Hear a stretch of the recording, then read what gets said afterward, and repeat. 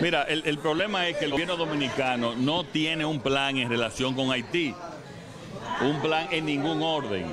Ellos podrán mandar o enviar tropas, como nosotros le hemos dicho en muchísimas ocasiones. Si tenemos un ejército, ¿para qué es ese ejército?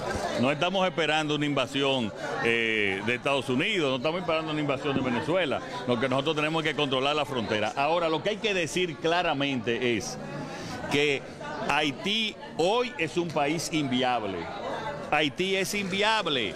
Y la comunidad internacional no le puede dejar a la República Dominicana solamente atender los problemas sociales y de orden público a Haití. Nosotros no podemos con Haití. Y Haití, repito, es un país hoy inviable. Y yo le hago un llamado, y voy a seguir en ese sentido, a que la comunidad internacional sea responsable con la situación de Haití y no sea solamente la República Dominicana que tenga que cargar con todos los problemas de esa nación que desgraciadamente es la más pobre del hemisferio occidental.